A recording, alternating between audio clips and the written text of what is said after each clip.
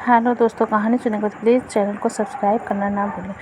शादी की वर्षगांठ की पूर्व संध्या पर हम दोनों पति पत्नी बालकनी में साथ में बैठे चाय की चुस्कियां ले रहे थे। खिड़की खुली थी, झिलमिलाते सितारे ठंडी ठंडी हवा के झोंके बहुत सुकून दे रहे थे। मन आज से 12 साल पूर्व खिड़की के दूसरी ओर सितारों की दुनिया में झांकने लगा। आज संसार की इस दृष्टि में हम एक आदर्श युगल है। प्रेम भी बहुत है अब हम दोनों में, लेकिन कुछ समय पहले या कहिए कुछ साल पहले ऐसा नहीं था। उस समय तो ऐसा प्रतीत हो रहा था कि संबंधों पर समय की धूल जम रही। मुकदमा 2 साल तक चल रहा था। तब आखिर पति पत्नी के तलाक का मुकदमा था। तलाक के केस की वजह बहुत ही मामूली सी बातें थी। इन मामूली सी बातों को बढ़ा चढ़ाकर बड़ी घटना में ननद ने बदल दिया। नीलेश ने आओ देखा न ताओ जड़ दिए 2 थप्पड़ मुझसे ये अपमान नहीं सहा गया। ये मेरे आत्मसम्मान के खिलाफ था। वैसे भी शादी के बाद से ही हमारा रिश्ता सिर्फ पति पत्नी का ही था। उस घर की मैं सिर्फ ज़रूरत थी। सास को मेरे आने पर अपनी सत्ता हिलती लगी थी, इसलिए रोज एक नया बखेरा। नीलेश को मुझसे ज़्यादा अपने परिवार पर विश्वास था और उनका परिवार उनकी माँ तथा एक बहन थी। मौका मिलते ही मैं अपने बेटे को लेकर अपने घर चली गई। मुझे इस तरह देख कर माता पिता सख्ते में आ गए। मुझे बहुत समझाने की कोशिश की, पर मैंने तो अलग होने का मन बना लिया था। मेरी जिद के आगे घुटने टेक दिए। दोनों ओर से अदालत में केस दर्ज कर दिए। वे चाहते तो मामले को रफा दफा भी किया जा सकता था, पर नीलेश ने इसे अपनी तौहीन समझी। उनके रिश्तेदारों ने मामले को और पेचीदा बना दिया। न सिर्फ पेचीदा बल्कि संगीन। सब रिश्तेदारों ने इसे खानदान की नाक काटना कहा। यह भी कहा कि ऐसी औरत पतिव्रता नहीं होती। इसे घर में रखना अपने शरीर में मियादी बुखार पालते रहने जैसा है। बुरी बातें चक्रवृद्धि ब्याज की तरह बढ़ती हैं, सो उनकी तरफ खूब आरोप उछाले गए। ऐसा लगता था जैसे उस पक्ष के लोग कोई खेल खेल रहे। नीलेश ने मेरे लिए कई असुविधाजनक बातें कही। नीलेश ने मुझ पर चरित्रहीनता का तो हमने दहेज उत्पीड़न का मामला दर्ज कर दिया। 6 साल तक शादीशुदा जीवन बिताने और एक बच्चे के माता पिता होने के बाद आज दोनों तलाक के लिए लड़ रहे हैं। हम दोनों पति पत्नी के हाथ में तलाक के लिए अर्जी के कागजों की प्रति थी। दोनों चुप थे, दोनों शांत, दोनों निर्विकार। मुकदमा 2 साल तक चला था। 2 साल तक हम पति पत्नी अलग रहे थे और इन 2 साल में बहुत कुछ झेला था। मैंने नौकरी ढूंढ ली थी, बेटे का दाखिला एक अच्छे स्कूल में करा दिया था। सबसे बड़ी बात, हम दोनों में से ही किसी ने भी अपने बच्चे का मनः स्थिति नहीं पढ़ी। बेटा हमारे अलग होने के फैसले से खुश नहीं था, पर सब कुछ उसकी आंखों के सामने हुआ। वह तो चुप था। मुकदमे की सुनाई पर दोनों को आना होता। दोनों एक दूसरे को देखते जैसे चकमक पत्थर आपस में रगड़ खा गए। दोनों गुस्से में होते, दोनों में बदले की भावना का आवेश होता। दोनों के साथ रिश्तेदार होते जिनकी हमदर्दी में जरा जरा विस्फोटक पदार्थ भी छुपा हो। जब हम पति पत्नी कोर्ट में दाखिल होते तो एक दूसरे को देखकर मुंह फेर लेते, जैसे जानबूझकर एक दूसरे की उपेक्षा कर रहे हैं। वकील और रिश्तेदार अक्सर उनके साथ होते। दोनों पक्ष के वकीलों द्वारा अच्छा खासा सबक सिखाया जाता है। हमें क्या कहना है, हम दोनों वही कहते। कई बार दोनों के वक्तव्य बदलने लगते तो फिर संभल जाता।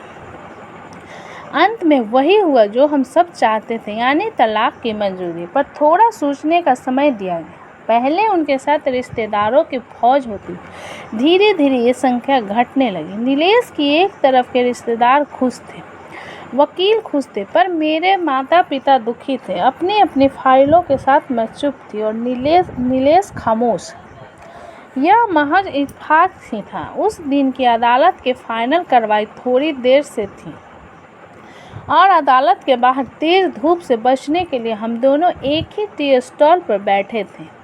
यह भी महज इत्तेफाक ही था कि हम पति पत्नी एक ही मेज के आमने सामने थे। मैंने कटाक्ष किया, मुबारक हो, अब जो तुम चाहते हो वही होने को है। नीलेश बोला, तुम्हें भी बधाई, तुम भी तो यही चाह रही थी।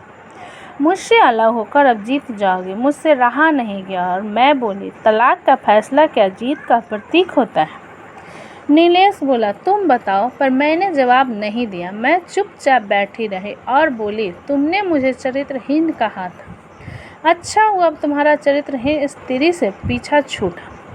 नीलेश, वो मेरी गलती थी, मुझे ऐसा नहीं कहना चाहिए था। मैंने बहुत मानसिक तनाव झेला है। मेरी आवाज़ सपाट थी, न दुख न गुस्सा। नीलेश ने कहा, जानता हूँ, पुरुष इसी हथियार से स्त्री पर वार करते हैं जो स्त्री के मन और आत्मा को लहूलुहान कर देता है। तुम बहुत उज्जवल हो, मुझे तुम्हारे बारे में ऐसी गंदी बात नहीं करनी चाहिए था। मुझे बेहद अफसोस है। मैं चुप रही। नीलेश को एक बार देखा, कुछ पल चुप रहने के बाद उसे गहरी सांस ली। कहा, तुमने भी तो मुझे दहेज का लोभी कहा था। गलत कहा था। नीलेश की ओर देखते हुए बोले। कुछ देर और चुप रही, फिर बोले, मैं कोई और आरोप लगाती, लेकिन मैं नहीं। प्लास्टिक के कप में चाय आ गई। मैंने चाय उठाई। चाय जरा सी छलकी। गर्म चाय मेरे हाथ पर गिरी और हाथ झटका। नीलेश के मुंह से उसी क्षण ओह की आवाज़ निकली। दोनों ने एक दूसरे को देखा। तुम्हारी स्लिप डिस्क वाला दर्द कैसा है? नीलेश का पूछना थोड़ा अजीब लगा, पर जवाब दिया, ऐसा ही है, इलाज चल रहा है और बात ख़त्म करनी चाहिए। तुम्हारे हार्ट की क्या कंडीशन है? फिर अटैक तो नहीं पड़ा? मैंने पूछा। हार्ट डॉक्टर ने स्ट्रेन मेंटल स्ट्रेस कम करने को कहा है। उसने जानकारी दी। एक दूसरे को देखा, देखते रहे एकटक, जैसे आपस के चेहरे पर छपे तनाव को पढ़ रहे। दवाई तो लेते रहते हो ना? नीलेश के चेहरे से नजरें हटाई और पूछा। हाँ, लेता रहता हूँ, नीलेश ने कहा। तब आज तुम्हारी सांस क्यों फूल रही है? बीपी की गोली समय से लेते हो? पर बस ही मुँह से हमदर्द लहजे में कहा। आज भूल गया, शायद कुछ इस वजह से। और कुछ कहते कहते वह रुक गया, कुछ तनाव के कारण। मैंने बात पूरी की। वे कुछ सोचते रहे, फिर बोले, तुम्हें 15 लाख रुपए देने और 20,000 रुपये महीना भी। हाँ, फिर मैंने पूछा। नोएडा में फ्लैट है, तुम्हें तो पता है, मैं उसे तुम्हारे नाम कर देता हूँ। 15 लाख रुपए फ़िलहाल मेरे पास नहीं है। उसने अपने मन की बात कही। नोएडा वाले फ्लैट की कीमत तो 30 लाख रुपए होगी, मुझे सिर्फ 15 लाख रुपए चाहिए। अपनी बात के स्पष्ट की। बेटा बड़ा होगा, 100 खर्च होते हैं। वे बोले, वो तो तुम 20,000 रुपये महीना मुझे देते रहोगे। मैं बोली, हाँ ज़रूर दूंगा। 15 लाख अगर तुम्हारे पास नहीं है तो मुझे मत देना, उसने कहा। मेरी आवाज़ में पुराने संबंधों की गर्द थी। वे मेरा चेहरा देखते रहे। नीलेश को देख रही थी और सोच रही थी, कितना सरल स्वभाव का है इनका, जो कभी मेरे थे, कितना अच्छे हैं। मैं ही शायद कहीं समझने में, शायद नीलेश भी यही सोच रहा। दूसरों की बीमारी के कौन परवाह करता है? ये करती थी परवाह, कभी जाहिर भी नहीं होने देती थी। कितनी संवेदना थी इसमें। मैं अपने क्रोध के नशे में रहा। काश जो मैं इसके जज्बे को समझ पाता। हम दोनों चुप थे, बेहद चुप, दुनिया भर की आवाज़ों से मुक्त होकर खामोश। दोनों भीगी आंखों से एक दूसरे को देखते रहे। मुझे एक बात कहनी है, उसकी आवाज़ में झिझक थी। कहो। मैंने सजल आंखों से उसे देखा। डरता हूँ, नीलेश ने कहा। डरो मत, हो सकता है तुम्हारी बात मेरे मन की बात हो। तुम बहुत याद आती रही। वे बोले, तुम भी? मैं एकदम बोली, मैं तुम्हें अब भी प्रेम करता हूँ। मैं भी। तुरंत मैंने भी कहा। दोनों की आंखें कुछ ज़्यादा ही सजल हो गई थी। दोनों की आवाज़ जज्बाती और चेहरे मासूम। क्या हम दोनों जीवन को नया मोड़ नहीं दे सकते? नीलेश ने पूछा। कौन सा मोड़? पूछे बैठी। मुझे माफ़ कर दो, मैं गलत था। सच कह रही थी तुम। मैंने कभी भी तुम्हारी इच्छाओं को नहीं समझा। मैं तुम्हारा गुनाहगार हूँ। तुम्हारी इच्छाओं का गला घोटा है मैंने। उनके इस भोलेपन ने मुझे एक पल में पिघला दी। खुद को रोक न सके और उनकी बाहों में समा गए। उनकी आंखों से झरते आंसुओं से मेरा माथा गीला हो गया था। अब हम हमेशा साथ रहेंगे, एक साथ पति पत्नी नहीं बल्कि बहुत अच्छे दोस्त बन। ये पेपर, ये अर्जी, मैंने पूछा, फाड़ देते हैं, नीलेश ने कहा और अपने हाथ से तलाक के कागजात फाड़ दिए। हम दोनों उठ खड़े हुए, एक दूसरे के हाथ में हाथ डालकर मुस्कुराए। दोनों पक्षों के वकील हैरान परेशान थे।